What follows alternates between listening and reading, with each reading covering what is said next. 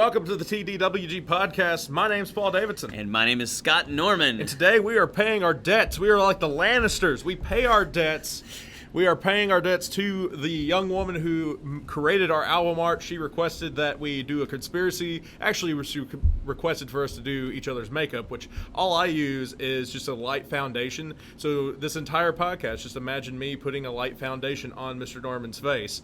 Anyway, so we're paying our debts for that. She requested that in exchange for us, for creating our album art, she would like a conspiracy theories episode. So here we are. It also harkens all the way back to I was actually just listening to it since we're now posted on Spotify. I was going back and listening to the first snippets of several different ones and comparing how much better our quality is now versus the early days. Then, yeah. Anyway, so our first suggestion box episode, we had someone request conspiracy theories. I don't know if it was the same individual, but we had that request, and now it is being paid off both cases. Yes. So how we're going to do this, we have 5 conspiracy theories. We're going to kind of explain each conspiracy theory and then tell how much of a percentage we believe that particular theory.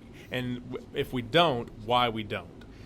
So let's first start off, how did these things come up? Conspiracy theories kind of arise from a lack of information, a lack of public information, so the public cannot stand without not knowing, so they start putting 2 and 2 together, even if it's in the wrong direction of what it is. Now, the thing you got to keep in mind, if you are a skeptic, most skeptics that would be listening to this are going to not believe a single one of these. We are at least free thinkers that are willing to examine this, but you have to keep in mind Occam's razor. Mr. Norm, do you know what Occam's razor is? I do, actually. What is Occam's razor? Essentially, the most likely explanation is probably true. The simplest explanation is the correct one. That was what the monk Occam once said, and so that's what the thing that I most of the time will take with most of these conspiracy theories, but it's fun to think about what might happen. So the first one we're going to tackle is a biggie. Mr. Norman, take it away.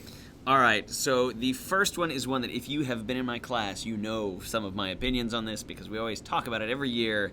9/11, a.k.a. Bush did 9/11. Chemtrails. Yeah, you got the chemtrails, you got the guided missiles, you got the jet fuel can't melt steel beams. You know, all that classic.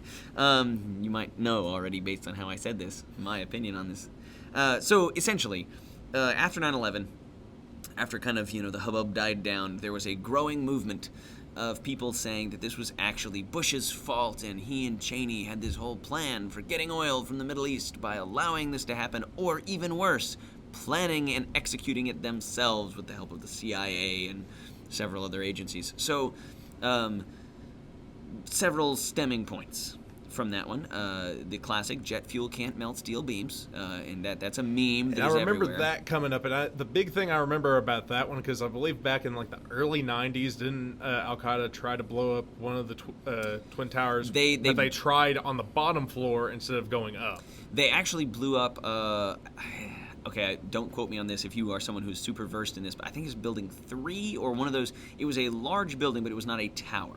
It was part of the complex. However, it was not one of the 2 major towers that they attempted to attack.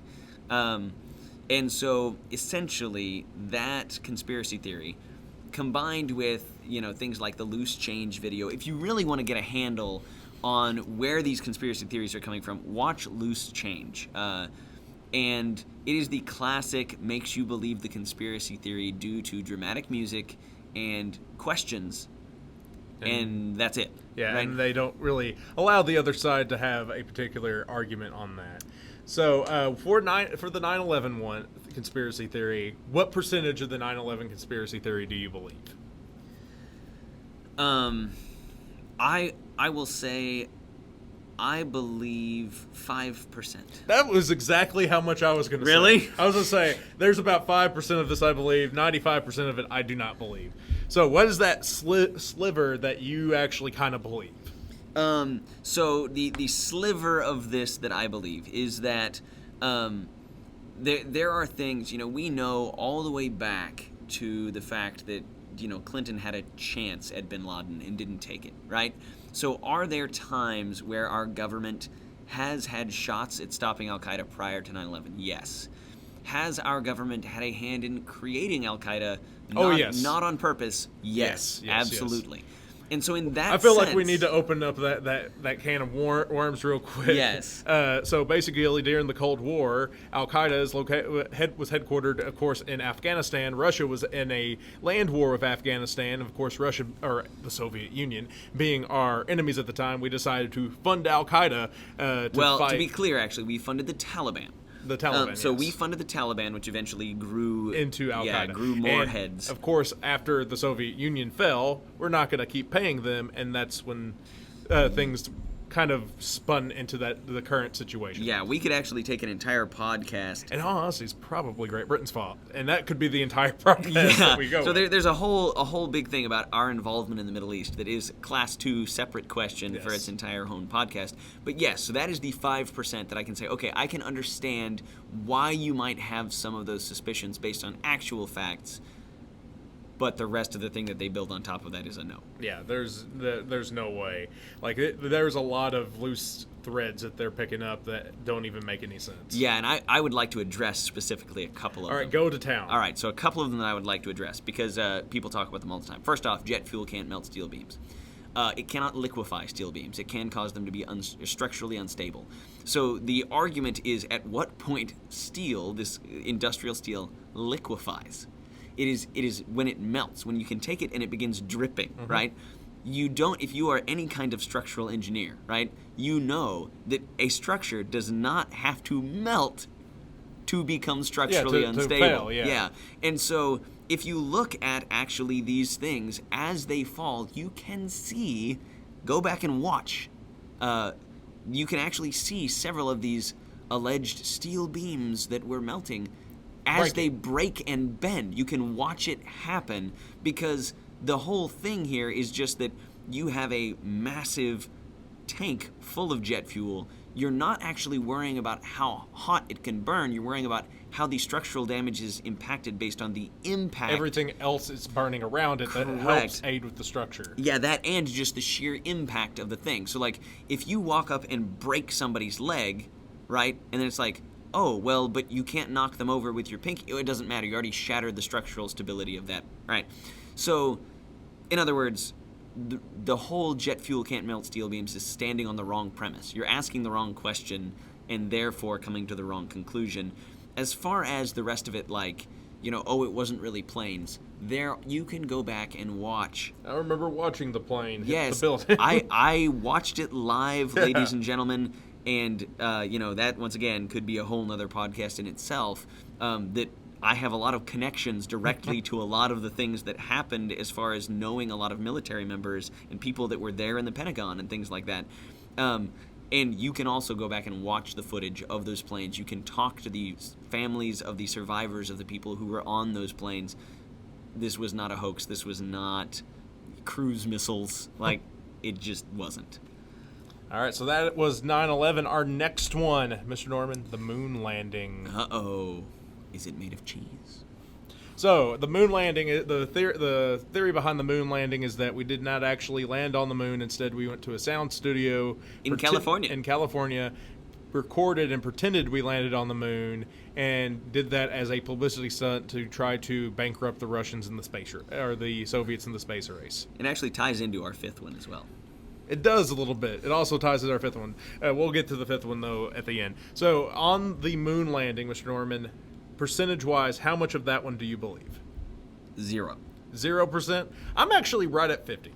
Really? I'm right at 50. I believe we actually did go to the moon, but I could see where they're coming from because let's think about this. We really haven't gone back. I understand why we really haven't gone back is because there's not like much that we can do up there.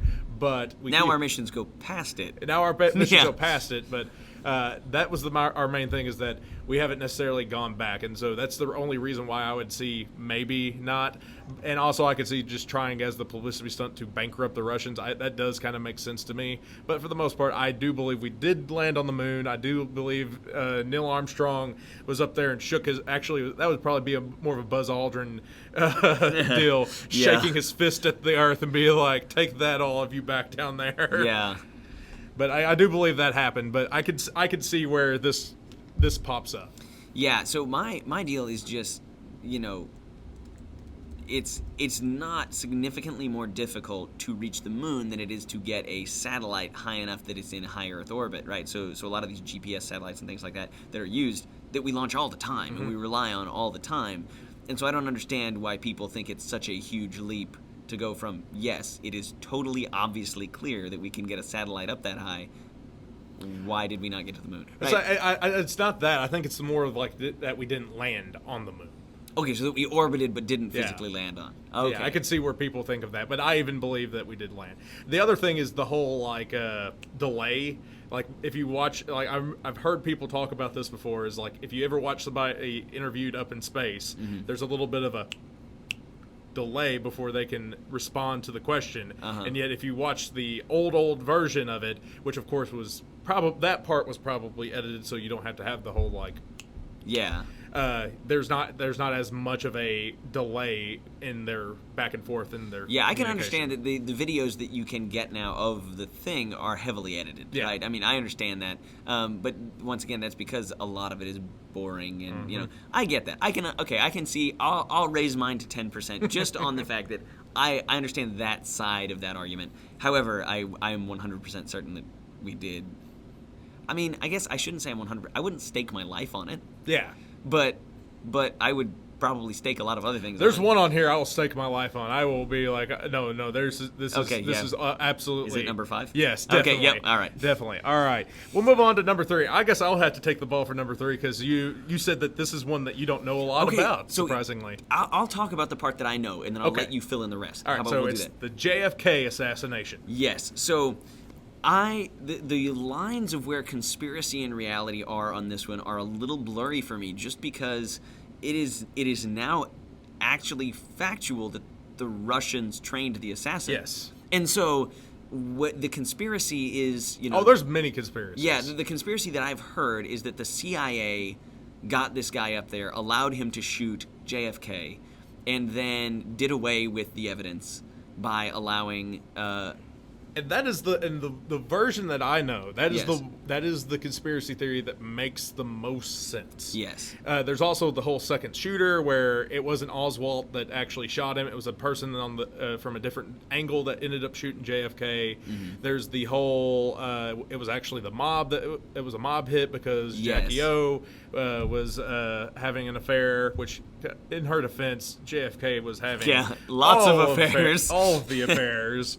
So happy birthday, Mr. President. And then there's the whole Jack Ruby killing him or killing Oswald. Yeah. So there's all that, but the one that I do adhere to, which I don't necessarily.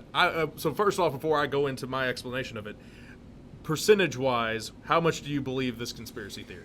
Okay, so based on the part that I am aware of, this is the one where I'm going to go at 50, 55. I'll go even higher. I'm going to go higher. I'm going to go probably 70. Okay. I'm going to go 70. Because here's the way I view it, all right? So you had the Bay of Pigs. Yeah. So the Bay of Pigs is the big key point right here. So got to keep in mind that the 1960 presidential election, which is a very fascinating election if you ever want to study it.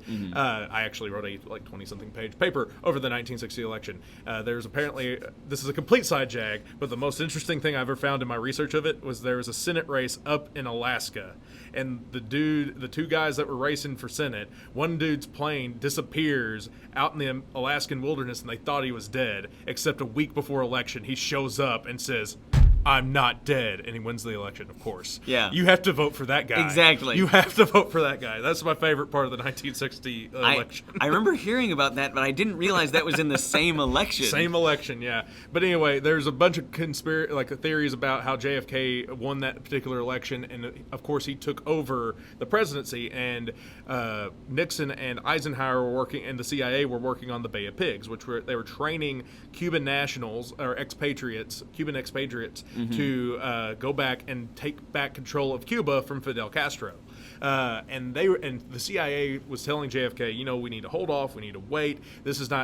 We're not ready. This is half-baked if you tried it. And JFK, trying to show that he was strong on foreign policy, pushed the button and said go, and the Bay of Pigs was a disaster. Absolutely. All the Cuban nationals were killed. Of course, Cuba remained communist. And Kennedy refused to allow our armed forces to step in to back them. Yeah. So it was a complete botched attempt. And so the CIA, and here is where we get into conspiracy theory. The CIA, because they weren't necessarily happy with Kennedy after doing that, the theory is that they knew about Oswald, they knew about the Russians training them, they knew about all of this that was going on, they just decided not to intervene.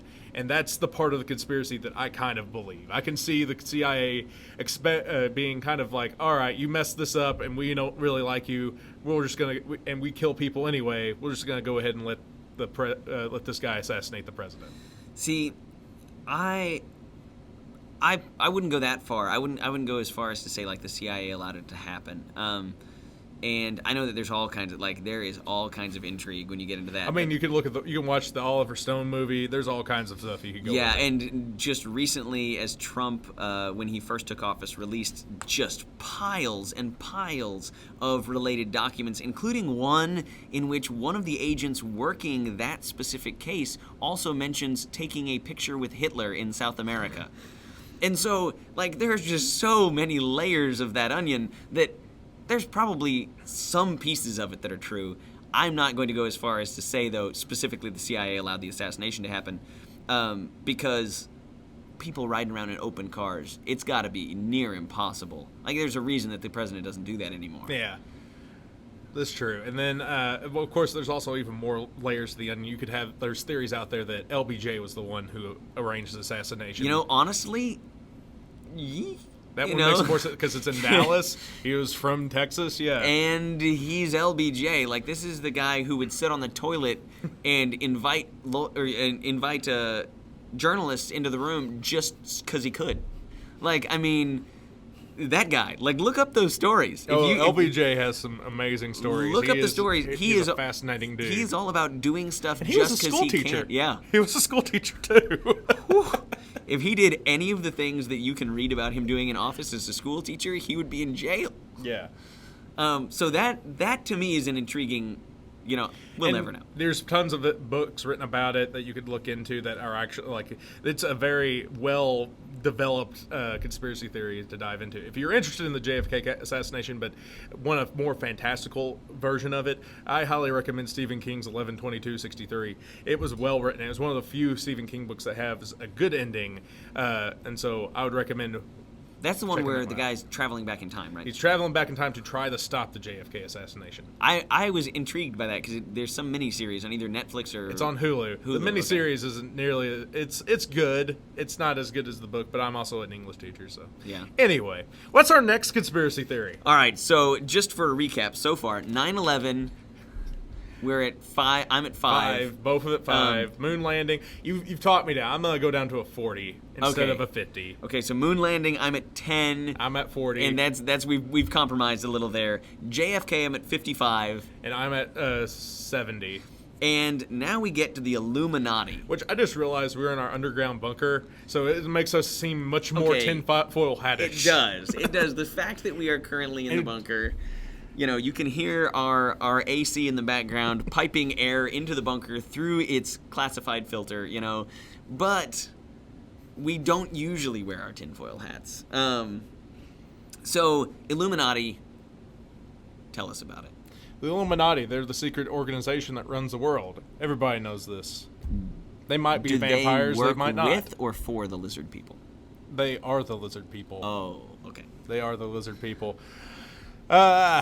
Illuminati, how many percentage do you want to give them that? Because kids are going to... I put that on there because kids are going to be like, you didn't talk about the Illuminati. Are you a part of the Illuminati? Yes. So here's the thing So basic concept of Illuminati is that there is an organization that runs the world secretly behind closed doors that no one knows about and yet everyone knows about, and they actually make all major world decisions. No. You are vastly overestimating the ability of humans to work together. So what's the percentage that you give the Illuminati? Just to be fair, I'll give it a 2.5. 2.5. I'll probably give it a 10. I'll give it more than 9/11 because I see it being more of a reality, more of a possibility than the 9/11 conspiracy theories, but not as much as the others. Yeah, I mean, It might not be called officially the Illuminati, but I could see like some very powerful people being like, "Hey, let's all do this." yeah, I mean, it depends on how you define Illuminati, I guess. All right, Yeah. so do the rich and powerful handshake deal the world? Yes, they do. Yeah. But it is not a. But they don't have an official like secret Yes, handshake. There is no secret don't have organization club that meets dues. once a year. You know, like there is. If you want to know the secret organization that runs the world, talk to the World Bank sometime or the Yeah. IMF, right? But Or technically, it's called the UN. yeah, I mean the UN, which is just a slightly more arrogant version of the League of Nations, and we back it this time. Yeah. So, you know, it has no teeth if we back out, but sorry, don't come after me, World League figures. But honestly, yeah, I just think it's an overestimation of people's ability to conspire together. Because here's the thing, whenever you get a group of people who believe they have absolute power, you've heard the phrase absolute power corrupts absolutely. We would see like Illuminati Part 1 and Illuminati Part 2 fighting each other all the time, right?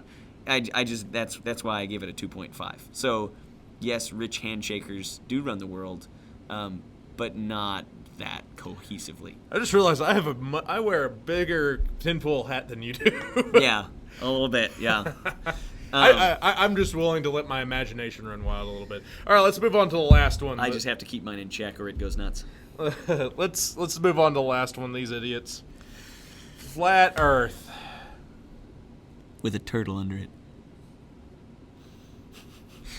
All right, so here's the conspiracy. Everything you've ever learned is a lie. And because everything you ever learned is a lie, really, you can fall off the edge of the earth. Pirates of the Caribbean style. And So I forget. Is it like the North and South Pole are both of it, or is the North Pole in the center of the Earth, and then on the edge is this giant ice mountain that is Antarctica? it depends on who you talk to. But yes, so the conspiracy is no one has ever flown over the South Pole, which is a lie. Yeah. But that's the conspiracy. Why don't any flights fly over the South Pole? Because it's not the Actually, shortest. they do. Well, it's not the shortest distance between almost any 2 points, unless you're true. going from the tip of Argentina to Yeah. the tip of Africa, and even then, just barely, maybe, right? Yeah. Because if you look at a globe that is, the correct representation of the Earth. If you look at a globe, then you'll see you can measure things via arc distance, right? So if you take a little arch and you measure from point to point, that's the shortest distance, right? Because it's not flat, and so you don't measure on a map. But there is almost nothing that arc point distance is shortest going over the coldest point on the Earth. And if your plane fails over Antarctica, you're a whole lot less likely to be saved. So that's why it's not a consistent thing, although there are flights that travel over the South Pole. There's flights that travel to the South Pole. Yes, there are science outposts on the South, literally there, and people live there from time to time, and people have trekked across it. So the deal is, honestly, that I want to just engage really quickly with some of the arguments. All right, Okay, just to go. one do it. of my favorite ones is if the Earth is flat, right? If the Earth is flat, why, when you look, right? Mm-hmm. So, here's what they say. If it's round, if it is actually round, they say, why, when you look, as far as you can see, is it a straight line? Just talking about this hurts me. So, that's the argument. If you look, why is it a straight line? You can actually see the curvature a little bit anyway. Yeah, depending on where you are, you actually can. If you've ever been high up in the Alps, you actually can see a little bit of the curvature. Yeah. But on top of that, it's not a straight line. Like, go anywhere where there's like a beach and you can see the ocean. It's not. That's not how it works. But also physics and light and bending, right? So there's just a lot of things that you can look into. My favorite are the ones that try to prove that the Earth is flat and then end up proving that it's round. Yeah. There was a guy that was like, I'm gonna fly off the edge to prove it, and then just flew around the world. Yeah. It was like, oh, darn it. Or there was like a guy that was like, all right, I was going to do this one type of measurement with not. And I backed up far enough, and I was shining a laser, and the laser just kept on being just a little bit higher than my direct spot. So I don't know how I messed up my experiment. And it's like, you didn't. You proved that the Earth was round. Yeah, and the thing is, like, there's part of this conspiracy is that there was a point in time where everyone was covering up that the Earth was, like, you know, there's this whole thing that for a time everyone was covering up that the Earth was round and believed it was flat. That is just a vast overestimation. Like, you know, people talk about, oh, in the Middle Ages, the church prevented people from knowing that the Earth was round. No. Now, there was an argument about what the center of the universe was. Yeah. But there was never this massive argument that people make out in the Middle Ages where sometime they just decided it was round. Like, that didn't happen. No. You can look back at the literature, feel free. It just didn't. There was a dude in Egypt that figured out the exact, or nearly exact, circumference of the Earth in Egypt before anyone had traveled beyond, you know, well, I shouldn't say before anyone had traveled. Before anyone had traveled around the entire Earth by thousands of years, he had said, okay, well, we know it's round, and here's how big it is, right? It was never this widespread thing that all of a sudden shifted. Yeah. And so I think that's the first thing that then makes people go back and question, oh, well, maybe it actually was flat. But that just wasn't a thing. I just think flat earthers just want something to say, look at me, look at me. Yeah, and it's one of those things, honestly, that I think 90% of people that actually say it are just doing it to troll. These YouTube comments now. Yeah, this is going to be fun. Oh, gosh. Bring it on.